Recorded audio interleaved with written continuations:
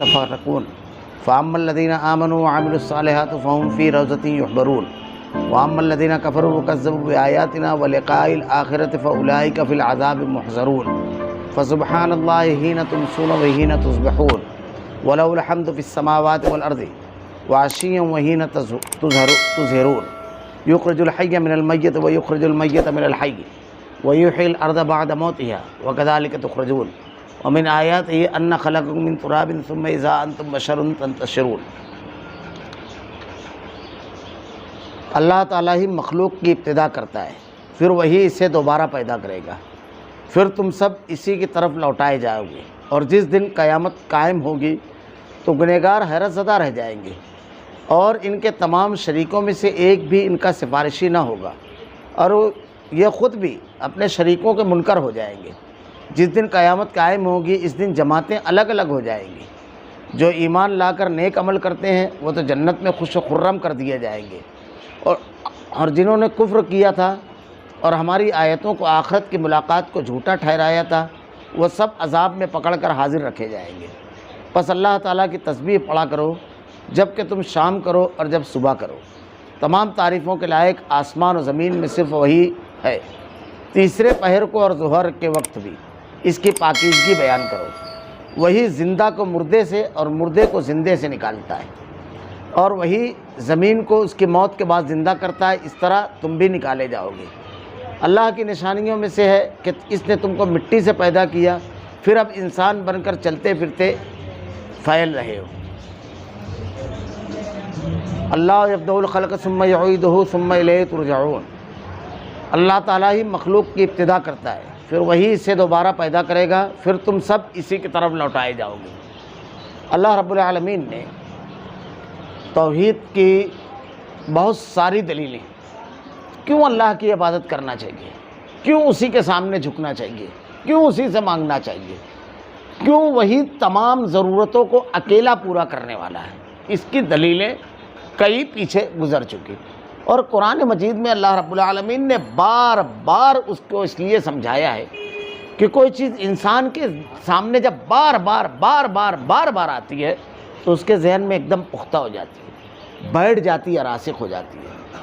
اور انسان کی زندگی کا سب سے بڑا سوال جو ہے، ہوش آنے کے بعد جو اس کے سامنے آتا ہے، اس کو کس نے پیدا کیا، سب سے پہلا سوال۔ اور پھر جتنی چیزیں اس کائنات میں موجود ہے جس سے وہ فائدہ اٹھا رہا ہے، وہ سب کا خالق اور مالک کون ہے، کس نے اس کو پیدا کیا۔ اب جب تک اس کو خالق کی معرفت نہیں ہوگی، پہچانے گا نہیں خالق کو، وہ خود اپنے وجود کو بھی جب اس کو یہی نہیں معلوم کہ اس کو کس نے پیدا کیا تو کس کے سامنے اپنے آپ کو جھکائے گا۔ جب یہ معلوم ہو جائے گا تو اس کی بندگی بھی درست ہو جائے گی کہ اس کو جس نے پیدا کیا حق اسی کا ہے کہ اس کے سامنے جھکا جائے۔ اچھا، صرف اس نے پیدا نہیں کیا، اللہ کی تخلیق جو ہے، ربوبیت، جیسے ہم سورہ فاتحہ پڑھتے ہیں الحمدللہ رب العالمین، تمام تعریفیں اس اللہ کے لیے جو تمام عالم کا رب ہے۔ ربوبیت کی تعریف یہ چیزوں کو درجہ بدرجہ پایۂ تکمیل تک پہنچانا۔ اللہ رب العالمین نے دیکھیے آپ کہ ہر چیز کو کیسے درجہ بدرجہ پایۂ تکمیل تک پہنچایا۔ آدمی پیدا ہوتا ہے تو بچہ ہوتا ہے، اتنا مجبور اور بےکس ہوتا ہے کہ وہ اپنے پیشاب اور پاخانے کو بھی صاف نہیں کر پاتا، اور اپنی بھوک بھی بیان نہیں کر پاتا، لیکن اللہ رب العالمین کا انتظام و انصرام دیکھو، جتنی کمزوری، جتنی بےکسی ہے، ایسی ہی محبت کرنے والی ماں کی گود دے دیتا ہے۔ جس کو بچے کو بھوک ہے اس کے احساس ہو جاتا ہے، بچے کو پیاس ہے، بچے کو تکلیف ہے، اگر بچوں کے ڈاکٹر کے پاس آپ جائیں تو بچوں کا ڈاکٹر کہتا ہے سب سے بہترین ڈاکٹر اس کی ماں ہوتی ہے، سب طرف چیک کر چکی رہتی ہے۔ یہ اللہ کا انتظام و انصرام ہے۔ لیکن جیسے جیسے بچہ بڑا ہوتا ہے محبت کم ہوتی چلی جاتی ہے، کیونکہ اب اس کے اندر توانائی آنے لگتی ہے، وہ خود کام کرنے لگتا ہے، وہ خود کی صلاحیت رکھتا ہے، جوان ہوتا ہے، اس کے بعد جوان ہونے کے بعد بتدریج آگے بڑھتے بڑھتے پھر وہ بڑھاپے تک پہنچتا ہے، اور اس کے بعد اس کا اختتام ہوتا ہے۔ یہ ایک ہے درجہ بدرجہ پایۂ تکمیل تک پہنچتا ہے وہ۔ ایسے ہی ہر چیز پر غور کرو، درختوں کی کوپل اگلتی ہے، پھر بڑا درخت ہوتا ہے، پھر پھل لگتے ہیں، اور اس کے بعد ختم ہو جاتا ہے۔ ہر چیز کا ایسا ہی۔ اس کے ساتھ ساتھ ایک چیز اور ہے، اللہ نے جن چیزوں کو پیدا کیا اس کی تمام ضرورتوں اور تقاضوں کو موجود رکھا۔ اللہ نے مچھلی پیدا کی، اس کو پانی کی ضرورت ہے تو پانی کی تلاش میں اس کو کہیں جانا نہیں. اللہ نے اس کے ارد گرد اتنا پانی رکھا جتنی اس کی ضرورت تھی. تو ہمارے بارے میں بھی اگر ہم غور کریں گے تو اللہ نے ہماری ضرورت کا تمام سامان ہم کو دے کر رکھا ہے. ہم کو ہر جگہ زندہ رہنے کے لیے سانس کی ضرورت ہے. اللہ رب العالمین نے ہر جگہ ہوا کو رکھا ہے. دن میں ہم کام کرتے ہیں, اتنا روشن سورج رکھا کہ کسی کو شکایت نہیں ہے اندھیرے کی. اگر کوئی کرتا ہے تو اس کو اپنی بینائی کا علاج کرنا پڑے گا. ایسا سورج رکھا اس نے. شام کو ایسا سکون کا معاملہ رکھا کہ پورا موسم ایسا ہو جاتا ہے جو ہماری آرام اور راحت کے حساب سے رہتا ہے. ٹھنڈک آ جاتی ہے موسم میں, اندھیرا ہو جاتا ہے جو ہمارے لیے ان کے لیے بہت زیادہ ضروری ہے. تمام لوگوں کے اعضاء خود بخود آرام کی تلاش میں ہو جاتے ہیں. یہ تمام چیزیں اللہ رب العالمین کے اسی انتظام و انصرام کا حصہ ہے. اللہ رب العالمین ارشاد فرماتا ہے یہاں پر جو دلیلیں دی ہے, اللہ ہی تمام مخلوق کی ابتدا کرتا ہے. کئی معنی اس کے. یہ تو اللہ کا اعلان ہے کہ ہر مخلوق کو اس نے پیدا کیا, یعنی ابتدا اس کی ہر مخلوق کی. اب اس کائنات میں جتنی بھی چیزیں ہیں سب اللہ کی مخلوق ہے, چاہے وہ جاندار ہو چاہے بے جان ہو. ہم جانداروں سے غور کریں, بعض لوگ جاندار اور بے جان دونوں کی پوجا کرتے ہیں. ان کو یہ سمجھنا چاہیے خود مخلوق ہے, جو مخلوق ہے اس سے فائدہ اٹھایا جائے گا, اس کے سامنے جھکا نہیں جائے گا. یہ ہمارے لیے پیدا کیا اللہ نے, ہم کو اس کے لیے نہیں پیدا کیا. میں اس سے پہلے بھی کہا ہوں کہ مشرک کی سب سے بڑی کمزوری کیا ہے جانتے ہیں؟ سب سے بڑی کمزوری جو لوگ شرک کو کرتے ہیں وہ یہ ہے کہ جتنی بھی چیزیں اس کائنات میں اس کے اوپر آپ غور کرو, زمین, چاند, سورج, ستارے. اللہ نے کہا قیامت جب آئے گی عزت شمس قورت عزت سماؤن فطرت سب ختم ہو جائیں گے. اللہ تعالیٰ ایک نئی زمین بنائے گا جس پر ہم جائیں گے اور قیامت آئے گی. تو یہ تمام چیزیں کس کے لیے؟ جب قیامت ختم ہو جائے گی, ہم ختم ہوں گے تو یہ بھی ختم ہو جائے گی. اس کا مطلب ہمارے لیے ہے. اب اس کے بعد غور کرو, انبیاء کس کے لیے آئے؟ اگر دنیا میں انسان نہیں ہوتا, گمراہی نہیں ہوتی, ضلالت نہیں ہوتی, برائی نہیں ہوتی, تو نبی کی ضرورت کیا تھی؟ نبی اصلاح کے لیے آئے نا. تو انبیاء کس کے لیے؟ ہمارے لیے. کتابیں کس کے لیے آئی؟ اگر دنیا میں انسان نہیں ہوتا تو کتاب کیوں اللہ تعالیٰ بھیجتا؟ تو ہر چیز کس کے لیے؟ ہمارے لیے. اور ہم کس کے لیے؟ اس اکیلے رب العالمین کے لیے. یہی مشرک کی یہی سب سے بڑی خامی رہتی ہے, جو چیز ہمارے لیے ہم اس کے لیے کیسے ہو سکتے ہیں. ہمارے ایک نامسلم دوست تھے, بہت پیارا جملہ ان کی زبان سے ایک مرتبہ میں نے سنا, بہت اچھا لگا.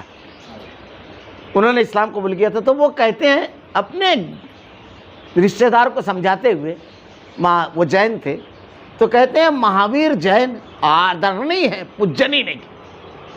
آدرنی ہے وہ, پجنی نہیں. کوئی اچھا آدمی اگر اچھے اصول اور ضابطے زندگی گزارنے کے بتاتا ہے تو آپ اس کے آدرشوں کو لو, لیکن اس کی پوجا نہیں کرنا ہے. یہ غلطی کرتا ہے مشرک. مخلوق کو خالق کا مقام دے دیتا ہے, جس سے فائدہ اٹھانا ہے اس کے سامنے آپ جھک رہے ہو. اب اس کا نقصان دوسرا کیا ہوتا ہے؟ کوئی آدمی اگر سورج کی پرستش کرتا ہے تو سورج کی حقیقت کبھی نہیں جانے گا. چاند کی پرستش کرنے والا چاند کا سفر تھوڑی کرے گا, کیونکہ وہ مخلوق کو خالق مان کر کے اس کے سامنے سر جھکا رہا ہے, تو اس کی معرفت کبھی نہیں حاصل ہوگی. اور اللہ تعالیٰ نے کہا ہے اللہ کی کائنات میں غور کرو, دیکھو اللہ نے اس کو کیسا بنایا اور اس سے کیا تم فائدہ اٹھا سکتے ہو. زمین سے, آسمان سے. جو زمین کی پوجا کرتا ہے وہ زمین کے اندر کھود کر کے معدنیات نکالے گا, اس کے تمام کے تمام جو اجزاء ہیں اس سے فائدہ اٹھائے گا, ہرگز نہیں. وہ تو خالق مان رہا ہے اس کو, تو اس کی پوجا کرے گا. لیکن جب مخلوق مانگے گا تو اس سے فائدہ اٹھائے گا, ہمارے لیے ہے تو اس سے فائدہ اٹھائے گا. یہ فرق پڑتا ہے. تو اللہ رب العالمین نے کہا اللہ تعالیٰ ہی مخلوق کی ابتدا کرتا ہے. جب ہر چیز اللہ کی مخلوق ہے تو جس نے یہ مخلوق دی ہے اس کی پوجا اور عبادت کرنا ہے. زمین جس نے دی, آسمان جس نے دیا, یہ بہترین لوگ جس نے دیے, ہمارے سماج اور معاشرے میں پیدا کیے, جنہوں نے ہماری اصلاح کی کوششیں کی, ان کے اللہ کا شکر ادا کرنا. جس نے ان کو دیا اس کا شکر ادا کرنا, نہ کہ ان کا شکر ادا کرنا. بالکل الٹی ترتیب ہو جاتی ہے یہ. تو اللہ تعالیٰ نے پہلی چیز بتائی کہ ہر چیز کی ابتدا ہر مخلوق کی اس نے کی. دوسرا یہاں پر جواب, اللہ سچا ہے. اللہ سچا ہے. مخلوق اگر اس کے خلاف بولتا ہے تو وہ جھوٹا ہے, بالکل ہم کہہ دیں گے. اب اگر کوئی کہتا ہے کہ کوئی اور کسی چیز کو پیدا کرنے والا ہے تو وہ اپنے قول میں سچا نہیں. اللہ نے کیا کہا؟ یا ایھا الناس، اے لوگو، ضرب مثلا فاستمعوا لہ، ایک مثال دی جاتی ہے، غور سے سنو. ان الذین تدعون من دون اللہ، یہ اللہ کو چھوڑ کر جو تم دوسروں کو پکارتے ہو، لن یخلقوا ذبابا ولو اجتمعوا لہ، یہ سب مل کر ایک مکھی بھی پیدا نہیں کر سکتے. وَإِن یسلبھم الذباب شیئا لا یستنقذوہ منہ. اب ان کی کمزوری دیکھو، اگر یہ پریڈ میں کچھ لے کر بیٹھے ہیں تو اللہ کہتا ہے وَإِن یسلبھم الذباب شیئا لا یستنقذوہ منہ، مکھی ان کا کچھ لے کر بھاگ جائے تو اس سے بچا نہیں سکتے. جو اپنا مکھی سے نہیں بچا سکتا تم کو بچائے گا. ضعف الطالب والمطلوب، کتنا کمزور ہے جو مانگ رہا ہے اور کتنا کمزور ہے جس سے مانگا جا رہا ہے.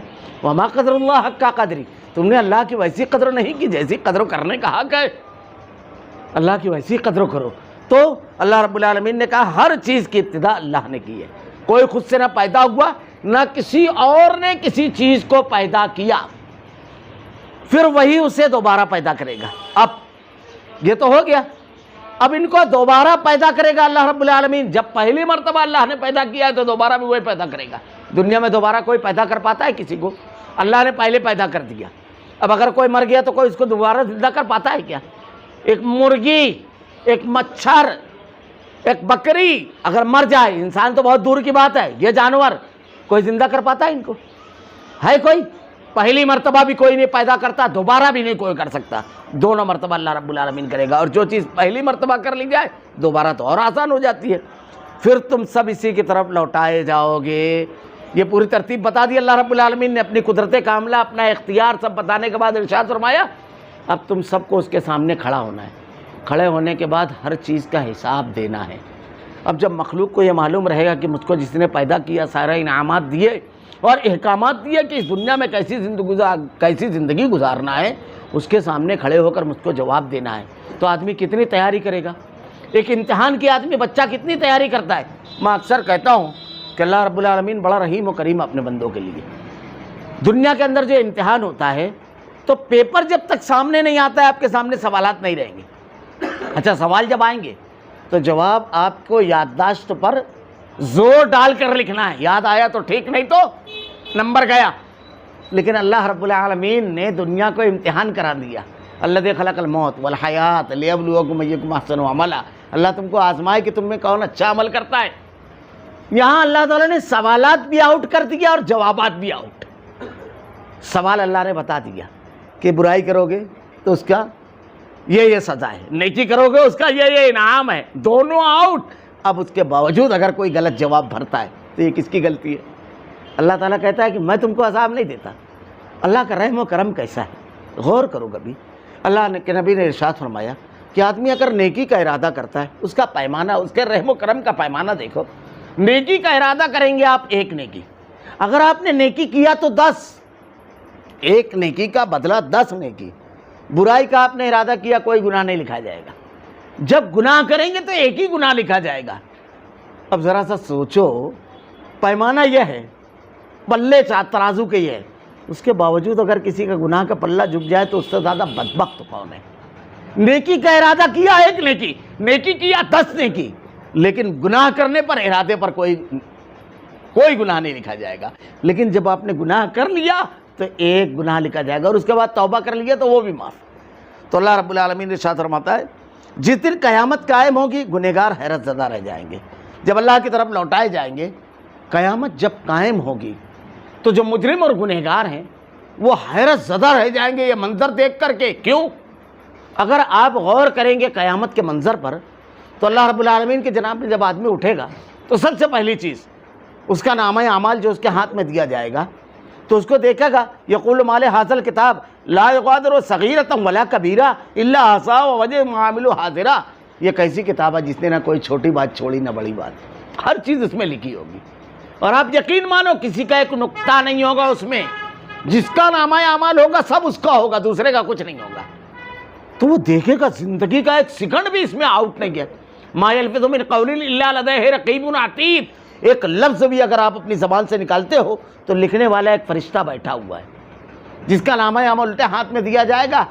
وہ کہے گا یا لیتنی، کہے گا کہ نہ میری سلطنت کوئی کام آئی، نہ میری مال کوئی کام آیا، اور نہ میری حکومت کوئی کام آئی. کچھ بھی کام نہیں آئی. جس کے سیدھے ہاتھ میں دیا جائے گا وہ لوگوں کو بتاتا پھرے گا. یہ تو ایک منظر ہوا. دوسرا منظر, مجرم جیسا رہے گا وہاں دکھے گا. اگر کسی نے کسی کی زمین غصب کی ہوگی 7 زمینوں کا طوق پہن کر کے وہ چل رہا ہوگا.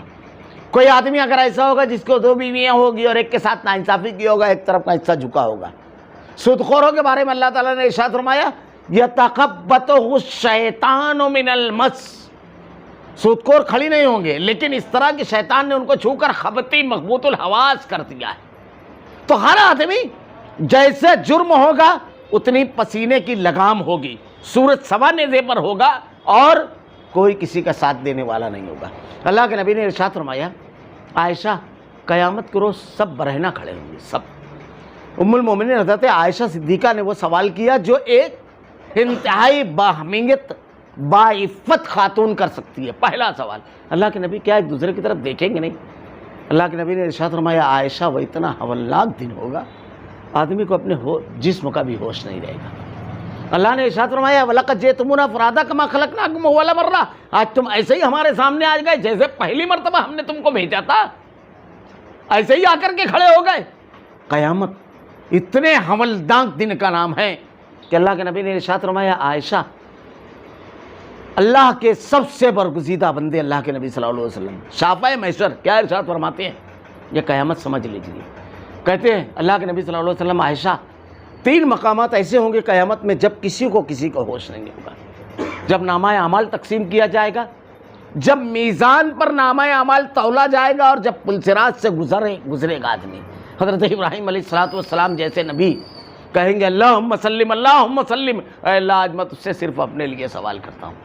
اللہ تعالیٰ قرآن کے اندر کہتا ہے کل ما کنت بدعا من الرسل, کہہ دیجئے میں کوئی نیا اور انوکھا رسول نہیں ہوں. وما ادری ما یفعل بی ولا بکم, میں نہیں جانتا میرے ساتھ اور تمہارے ساتھ کیا معاملہ ہوگا. ان اتبع الا ما یوحی الی, میں تو صرف اللہ تعالیٰ نے جو احکامات نازل فرمائے ہیں جو وحی کی ہے اس کی اتباع کرتا ہوں. یہ کون کہہ رہا ہے؟ اس کائنات کی سب سے عظیم ذات محمد الرسول اللہ صلی اللہ علیہ وسلم کے بارے میں ہم سمجھے, جن کے بارے میں اللہ نے خود کہا کہ اللہ نے ان کے تمام انا فتحنا لک فتحا مبینا لیغفر لک اللہ ما تقدم من ذنبک وما تاخر, تیری اگلی اور پچھلی تمام غلطیوں کو ہم نے معاف کر دیا. اللہ کے نبی ان کے بارے میں یہ ہمارے لیے کہ ہم سمجھیں قیامت کیا ہے. تو قیامت کو جب کھڑا ہوگا حیرت زدہ رہ جائے گا کہ مال جس کے پیچھے پوری عمر دوڑا کوئی کام کا نہیں, اولاد جس کے پیچھے پوری عمر لگا دیا حرام حلال کی تمیز نہیں کی, خوب اس کا مال لوٹ کھسوٹ کیا, دین کی پرواہ نہیں کی, وہ ساتھ نہیں دے رہا ہے. بیوی بچے پڑوسی رشتہ دار, ہماری قوم کا لیڈر, ہمارے محلے کا بچپن کا دوست.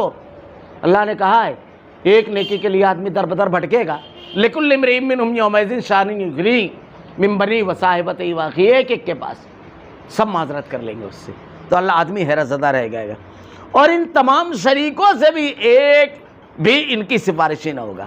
اب ظاہر سی بات ہے جن کو اللہ کا شریک مانتا تھا کہ ان کا بہت چلتا ہے, یہ تو ہمارے یہاں بولتے ہیں نا کچھ لوگ جہالت کی وجہ سے شے کا دامن پکڑ کر مچل جائیں گے, کہتے ہیں نا.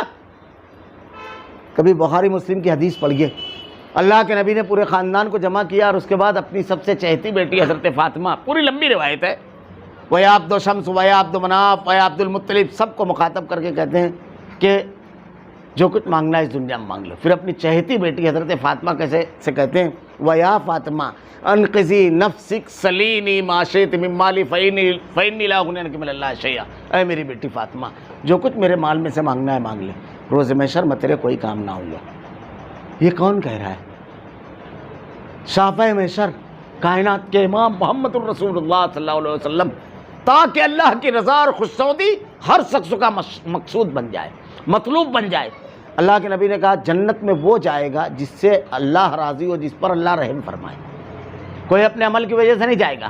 اب آدمی کتنی کوشش کرے گا اللہ کو راضی رکھنے. تو یہ جو سفارشی تم نے بنا لیے ہیں تو سب سے زیادہ انہی کے بھروسے رہتا ہے آدمی, کیونکہ اس میں تو ایسی بدعقیدگی آئی ہے لوگوں میں. اب جیسے میں بتاؤں اہل کتاب میں عیسائیوں میں آپ کو معلوم ہے کیا ہے, حضرت عیسیٰ علیہ السلام کے بارے میں ان کا عقیدہ ہے جتنے بھی عیسائی ہیں سب جنتی. یہود کہتے ہیں وَقَالُوا لَن تَمَسَّنَا النَّارُ إِلَّا أَيَّامًا مَّعْدُودَةً, چند دن ہم جہنم میں رہیں گے اس کے بعد جنت. بدعقیدگی. آپ پادری کے پاس جاؤ، گناہ کا اعتراف کر لو، معاف کروا دے گا اللہ سے بات کر کے۔ یہ تصور ہے، یہ اتنا بڑا تصور ایسا ہوا، میں آپ کو ایک واقعہ بتاؤں تو آپ سمجھیں گے یہ مذاق ہے۔ ہوا یہ فرانس میں ایک مرتبہ جنت بیچنا شروع کر دی ان لوگوں نے، باقاعدہ یہ اخبارات کی زینت بنا اور تاریخ کا بڑا اہم واقعہ ہے۔ اب لوگ آ کے جنت خریدنے لگے۔ ایک آدمی آیا پادری کے پاس اور کہنے لگا مجھ کو پوری جہنم چاہیے۔ بولے جہنم چاہیے؟ بولے ہاں مجھ کو پوری جہنم چاہیے۔ یہ سچا واقعہ، آپ کو حیرت لگے گی، بدعقیدگی میں آدمی اتنی دور چلا جاتا ہے۔ تو بولے اس کا تو کوئی خریدار ہی نہیں ہے، جو بھی مل جائے لے لو۔ بہرحال اس نے پوری جہنم خرید لی، ایگریمنٹ ہو گیا، لکھا پڑھی ہو گئی۔ دوسرے دن اس نے اخبار میں اعلان دیا کہ اب کوئی جنت نہ خریدے، کیونکہ جہنم پوری خرید چکا ہوں، کسی کی انٹری نہیں کرنے دوں گا میں۔ تو پادریوں کو لگا کہ یہ تو بہت بڑی چونکی ہو گئی، یہ تاریخ کا سچا واقعہ ہے۔ تو پادریوں نے کہا کہ جہنم کا سودا کینسل۔ تو لوگوں نے جنت بھی خریدنا بند کر دی۔ اتنی دور تک آدمی چلا جاتا ہے، گناہ کرتا ہے اور مطمئن رہتا ہے کہ فلاں بخشوا لے گا، فلاں بخشوا لے گا۔ اللہ نے قرآن میں جو منظر پیش کیا ہے، استبرأ الذین اتبعوا من الذین اتبعوا ورأوا العذاب وتقطعت بهم الاسباب۔ قیامت کو روز جب کھڑے ہوں گے یہ، تو یہ اور ان کے پیشوا دونوں کھڑے ہوں گے، تو پیشوا کہیں گے کہ اللہ ان کو تو ہم جانتے ہی نہیں، یہ جو ہمارا جھنڈا اٹھا رہے ہیں جانتے ہی نہیں۔ پیشوا اپنے ماننے والوں سے برات کا اظہار کریں گے، وتقطعت بهم الاسباب، ہم ان کے رشتے کاٹ دیں گے۔ جب یہ ان کے ماننے والے یہ منظر دیکھیں گے تو کیا کہیں گے؟ پہلے دوسرا پارہ 34 رکوع کی آیت پڑھ گیا، کیا کہیں گے وہ منظر؟ وقال الذين اتبعوا لو ان لنا كرة فنتبرأ منهم كما تبرؤوا منا كذلك يريهم الله اعمالهم حسرات عليهم وما هم بخارجين من النار۔ کہیں گے کہ اللہ جیسے یہ پہچاننے سے انکار کر رہے ہیں، ایک مرتبہ دنیا میں بھیج رب العالمین، ہم اس کو پہچاننے سے انکار کر دیں گے۔ ایک اور منظر ہے، قیامت کے روز کچھ لوگوں کو جب جہنم میں ڈالنے کا اللہ حکم دے گا تو کہیں گے اے اللہ یہ ہمارے پیشوا یہ بڑے تھے، یہی ہم کو گمراہ کیے، اے اللہ ان کو دوہرا عذاب دے۔ اللہ تعالیٰ کہے گا تمہیں اور انہیں دونوں کو دوہرا عذاب ہوگا۔ وقالت اولاہم لاخراہم ربنا ہؤلاء ضلونا فآتہم عذابا ضعفا من النار قال لكل ضعف ولكن لا تعلمون۔ تو کوئی کسی کو بچانے والا نہیں ہے، کوئی کسی کے کام نہیں آئے گا۔ من ذا الذی یشفع عندہ الا باذنہ، کون ہے جو اللہ کے اذن کے بغیر شفاعت کرے؟ حضرت ابراہیم علیہ السلام اپنے باپ کو، حضرت نوح علیہ السلام اپنی بیوی اور بیٹے کو، حضرت لوط اپنی بیٹی اپنی بیوی کو، اللہ کے نبی اپنے سگے چچا ابو طالب کو بچا نہیں سکیں گے۔ اللہ کے نبی نے کہا سب سے ہلکا عذاب جہنم کا ابو طالب کو ہوگا، آگ کی جوتیاں پہنائی جائے گی اور جسم کے اندرونی اعضاء ایسے کھولیں گے جیسے ہانڈی میں آپ پانی اور کچھ اور رکھ دو تو کیسے کھولتی ہے، اس طرح کا عذاب ہوگا، کوئی کسی کے کام نہ آئے گا۔ تو اللہ تعالیٰ کہے گا کہ اس دن یہ خود اپنے شریکوں کے منکر ہو جائیں گے، اور جب قیامت قائم ہوگی اس جماعتیں الگ ہو جائے گی۔ جماعتیں الگ کیسے ہو جائے گی؟ صحیح اور غلط الگ۔ پہلے اعلان ہوگا وامتازوا اليوم ایھا المجرمون، اعلان ہو گئے اے مجرموں الگ ہو جاؤ، آج تمہارا کام نہیں ہے کہ نیکوکاروں کے درمیان گھسو بیچ میں۔